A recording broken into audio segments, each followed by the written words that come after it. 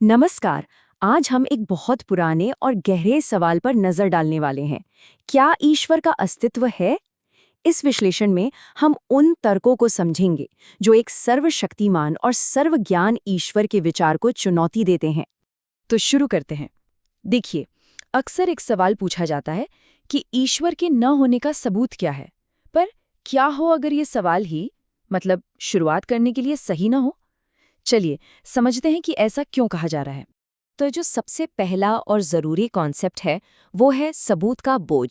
इसका सीधा सा मतलब ये है कि जो भी कोई दावा करता है उसे साबित करने की जिम्मेदारी भी उसी की होती है। और इस बात को दार्शनिक बर्ट्रैंड रसल ने एक बहुत ही मज़ेदार उदाहरण से समझाया था। रसल ने कहा, जरा कल्पना कीजिए कि कोई ये दावा करे कि पृथ्वी और मंगल ग्रह के बीच अंतरिक्ष में एक चाय की केतली तैर रही है और सूरज का चक्कर लगा रही है। सुनने में काफी अजीब दावा है ना? अच्छा, अब कहानी में एक ट्विस्ट आता है। दावा करने वाला ये भी कहता है कि ये केतली इतनी इतनी छोटी है कि दुनिया की सबसे ताकतवर दूरबीन से भी इसे देखा नहीं जा सकता। अब इसे कोई कैसे गलत साबित करेगा? तो सवाल ये उठता है कि जिम्मेदारी किसकी है? क्या ये साबित करने की जिम्मेदारी शक करने वाले की है कि केतली वहां नहीं है, या दावा करने वाले की है कि वो वहां है? बस यही है सबूत के बोझ का पूरा सवाल। और यही इस तर्क का सार है। सबूत देने की जिम्मेदारी हमेशा दावा करने वाले की होती है। अगर कोई कहता है कि केतली मौजूद है, तो सबूत उसी को देना होगा। इसी लॉजिक के आधार पर यह तर्क दिया जाता है कि अगर कोई ईश्वर के होने का दावा करता है, तो सबूत का बोझ भी उसी पर है। अब आते हैं दूसरे तर्क पर, जो ईश्वर के माने जाने वाले गुणों के बारे में है, जैसे कि सर्वशक्तिमान यानी सबसे ताकतवर, और सर्वज्ञ यानी सब कुछ जानने वाला। क्या ये गुण एक साथ तार्किक रूप से संभव हैं? चलिए देखते हैं। यहाँ तर्क ये है कि ईश्वर के कुछ गुण, जैसे कि सब कुछ पहले से जानना और साथ ही इंसानों को अपनी मर्जी से चुनने की आज़ादी देना, ये दोनों बातें एक दूसरे से तार्किक रूप से मेल नहीं खाती। इससे एक विरोधाभास यानी एक पैराडॉक्स पैदा होता है। इस स्लाइड पर एक बहुत बड़ा कॉन्फ्लिक्ट दिखता है। एक तरफ ये विचार है कि ईश्वर सब कुछ जानता है, जिसका मतलब हुआ कि भविष्य पहले से तय है, और दूसरी तरफ ये विचार है कि हर किसी के पास अपनी मर्जी से चुनाव करने की आज़ादी है। तो क्या ये दोनों बातें एक ही समय पर सच हो सकती हैं? इसको ऐसे भी सोचा जा सकता है, अगर किसी की पूरी जिंदगी की कहानी पहले से ही लिख दी गई है, तो क्या उसके अच्छे या बुरे कामों के लिए उसे जिम्मेदार ठहराना सही है? अगर सब कुछ पहले से ही तय है, तो फिर अपनी पसंद का मतलब ही क्या रह जाता है? और यही सवाल इस तर्क के बिल्कुल केंद्र में है। अगर हमारे चुनाव असल में हमारे हैं ही नहीं, तो फिर अच्छे कामों के लिए इनाम और बुरे कामों के लिए सजा का जो विचार है, क्या वो न्यायपूर्ण है? चलिए, अब तर्कों से थोड़ा हटकर एक ऐसी चीज पर ध्यान देते हैं जिसे हम सब अपने आसपास देखते और महसूस करते हैं। दुनिया में दुख का अस्तित्व। इसे बुराई की समस्या भी कहा जाता है। जरा सोचने वाली बात है ना, कि अदालतें, पुलिस, कानून, ये सब क्यों बनाए गए हैं?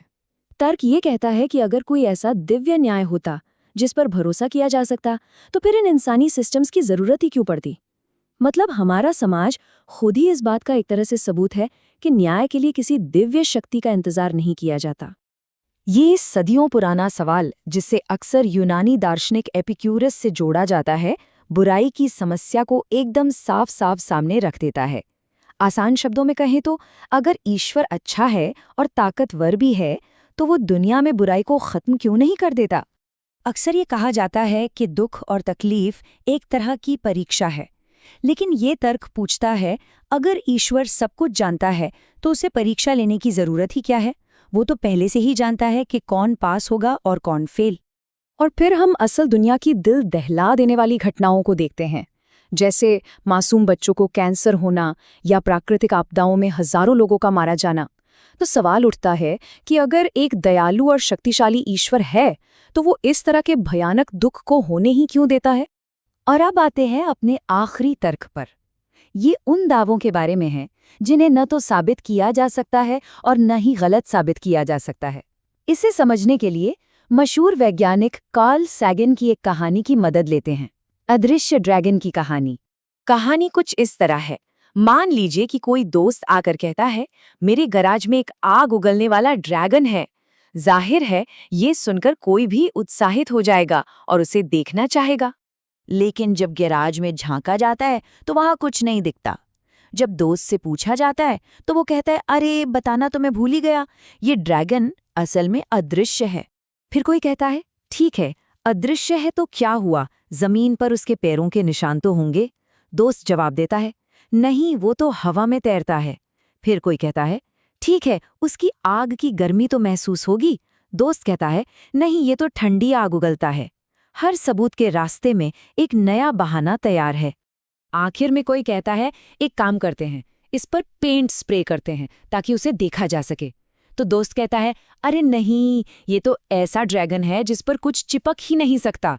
मतलब अब ये दावा ऐसा बन चुका है जिसे गलत साबित करना नामुमकिन है। और यही कार्ल सेगन की कहानी का सबसे बड़ा सवाल आता है। वो पूछते हैं, एक अदृश्य तैरने वाले, ठंडी आग उगलने वाले ड्रैगन में और गैराज में कोई भी ड्रैगन न होने में आखिर फर्क ही क्या है? अगर किसी दावे को किसी भी तरह से परखा नहीं जा सकता, तो क्या उस पर यकीन करने का कोई कारण बचता है?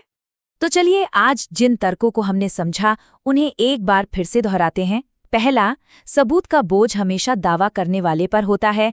दूसरा, ईश्वर के कुछ गुण तार्किक रूप से एक दूसरे का खंडन कर सकते हैं। तीसरा, दुनिया में दुख और बुराई का होना एक दयालु ईश्वर के विचार को चुनौती देता है। और चौथा, ऐसे दावे जिन्हें परखा ही नहीं जा सकता, उन पर विश्वास करने का कोई ठोस आधार नहीं होता। और ये सारी बातें हमें एक आखिरी और शायद सबसे जरूरी सवाल पर लाकर खड़ा कर देती हैं। ये दावे किस आधार पर किए जाते हैं कि कोई प्राणी सर्वज्ञ, सर्वशक्तिमान और पूरी तरह से अच्छा है? इन विश्वासों की नींव क्या है?